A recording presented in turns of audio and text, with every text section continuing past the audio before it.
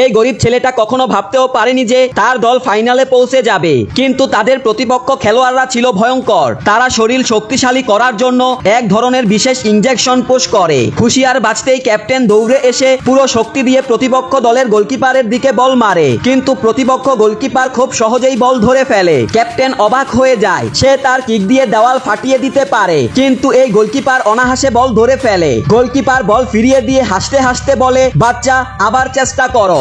এইবার ক্যাপ্টেন তার সব শক্তি দিয়ে কিক মারে। গোলকিপার বানরের মতো লাফিয়ে আবার বল ধরে ফেলে। এটা দেখে ক্যাপ্টেন অবাক হয়ে যায়। গোলকিপার আবার বল ফিরিয়ে দেয়। এইবার ক্যাপ্টেন এত জোরে কিক মারে যে বল মাটি ফুঁড়ে গোলকিপারের দিকে আসতে থাকে, কিন্তু এবার গোলকিপার না নড়ে সহজেই বল ধরে ফেলে। ক্লান্ত হয়ে ক্যাপ্টেন মাটিতে বসে পড়ে। এবার কিক মারার পালা প্রতিপক্ষ দলের। আমাদের গোলকিপার ছিল একটু পাতলা, কিন্তু সে ভয় পায় না আর প্রতিপক্ষকে গোল করার চ্যালেঞ্জ দেয়। প্রতিপক্ষ খেলোয়াড় এত জোরে কিক মারে যে বল মাটি ফুঁড়ে গোলকিপারকে আঘাত করে আর সে উড়ে গিয়ে নেটে ধাক্কা খায়, তবে দ্রুত উঠে যায় এবং আবার চ্যালেঞ্জ দেয়। এবার বল এত গতিতে আসে যে গোলকিপারের কাপড় পুরো ছিঁড়ে যায় এবং সে সোজা মাটিতে পড়ে যায়। এতে সে আহত হলে হসপিটালে পাঠানো হয়। তার জায়গায় নতুন গোলকিপার আসে। সে তার স্ত্রীকে ফোন দিয়ে বলে, আজ হয়তো আমি বেঁচে বাড়ি ফিরতে পারবো না। প্রতিপক্ষ খেলোয়াড়রা একসাথে তার উপর আক্রমণ করে, ফলে তার অবস্থা খারাপ হয়ে যায়। শেষে সে বল নিজের পেটে ধরে প্রতিপক্ষের দিকে এত জোরে ছুড়ে দেয় যে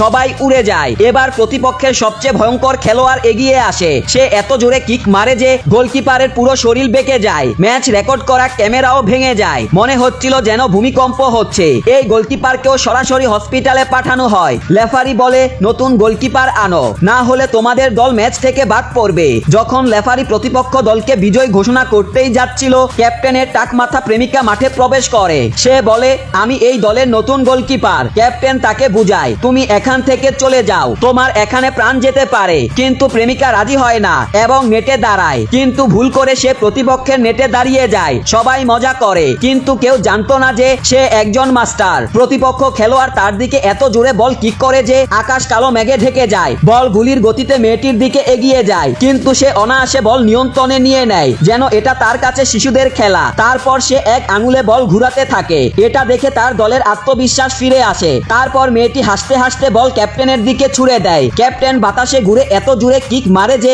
মাঠে জ্বর উঠে যায়, ফলে প্রতিপক্ষ দল বাতাসে উড়ে গিয়ে অজ্ঞান হয়ে মাটিতে পড়ে যায়। শেষ পর্যন্ত এই গরিব ছেলেটির দল ফাইনাল ম্যাচ জিতে যায়।